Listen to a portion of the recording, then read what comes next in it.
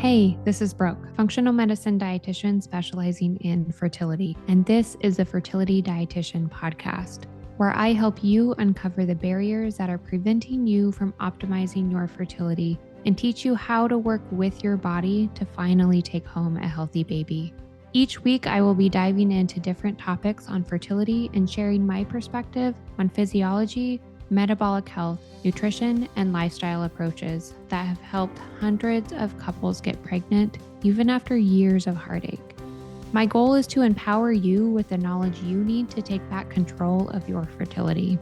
Happy listening. We are talking all about supporting implantation during the 2-week wait today. The fertility world refers to the luteal phase as the 2-week wait when you're trying to get pregnant. This is a time frame from ovulation to your period when you are waiting to see if you are pregnant. Not everyone has 2 weeks after ovulation and before a period arrives, which is okay. We can have a maximum of 16 days. But if you have less than 10 days after ovulation, it's time to investigate what's going on with progesterone and start giving it some extra love. We need healthy progesterone for so many reasons, including creating a comfy home for an embryo to snuggle into. If you do have a luteal phase that's less than 10 days, check out episode 2, which is all about my top tips to boost progesterone naturally.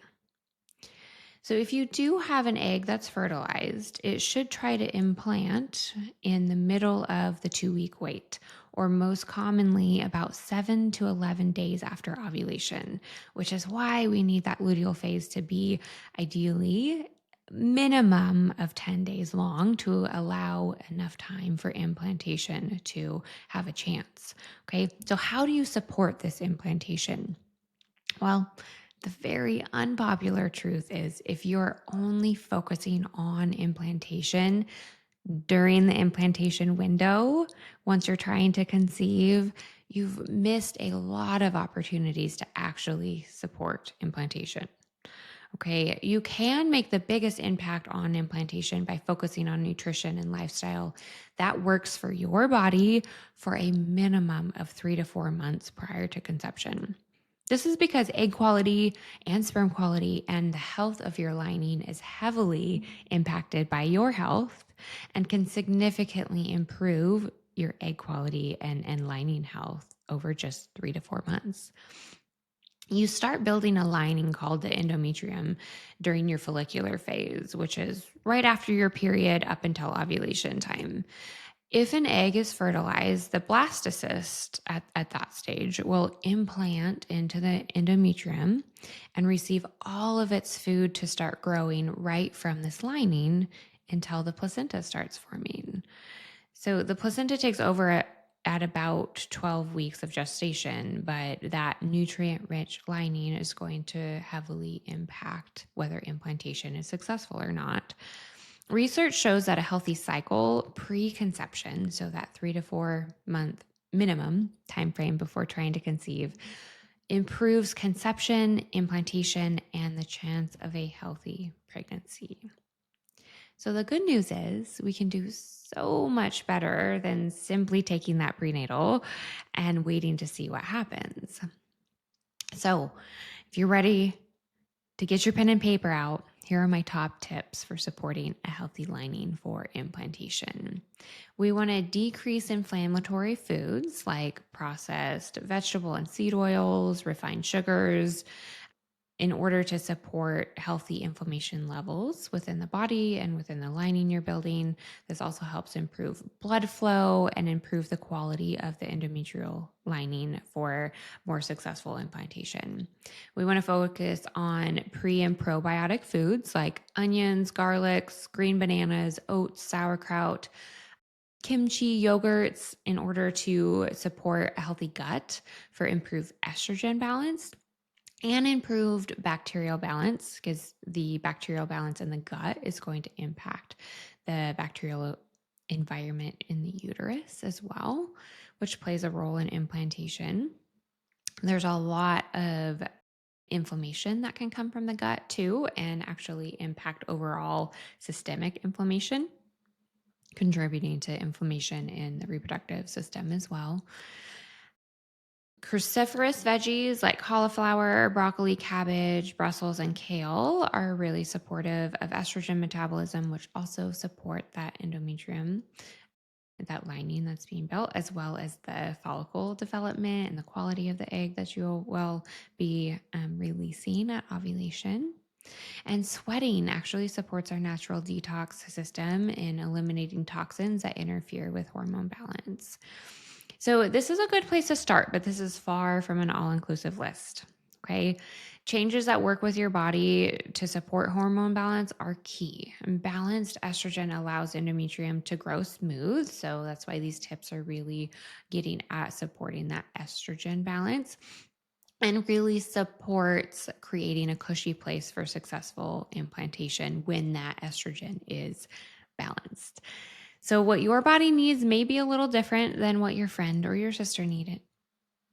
And if you've been supporting your fertility for more than 4 months and you're still looking for additional support during the 2-week wait, try increasing these high nitrate foods to support blood flow for improved implantation rates. So, nitrates are naturally occurring in our foods, and nitrites and nitrates can actually be artificially added to processed foods too, but that's not what we're talking about. We're talking about the naturally occurring nitrates in foods. So things like beets, artichoke hearts, garlics, pomegranate, dark leafy greens, ginger, and turmeric all have a good amount of naturally occurring nitrates. Our cells use the nitrates from these foods and convert it into nitric oxide, which relaxes our blood vessels and increases blood flow. So you can think of our blood like a highway that oxygen and nutrients use to get places. Hormones also use this highway, so improving blood flow improves how signals are being sent between the brain and the ovaries and how cushy and nutrient dense your lining is. Pretty cool, right? Nitric oxide also controls the oxygen that our mitochondria needs to create energy. Remember that our egg cells have 10 times the number of mitochondria as our other cells do. So, upping nitric oxide supports egg quality and the ability of this egg to be fertilized and successfully implanted. Okay, so we really want to be focusing on these things for 3 to 4 months prior to trying to conceive. But I know everybody's at a different spot in their fertility journey, and it's never too early to start, but it's also not too late either. You can have a positive impact while you're already trying to conceive. So thinking about really decreasing inflammation in your body, supporting gut health, adding in some of those cruciferous veggies, and supporting your natural detox system by getting some sweat in can be really supportive, especially while you're focusing on overall blood flow. Upping those nitrate rich foods during that 2-week wait can be so supportive. But remember, what you're doing for the months prior is going to have the biggest impact. Okay, so if you're looking for more support, don't hesitate to reach out. I would love to support you.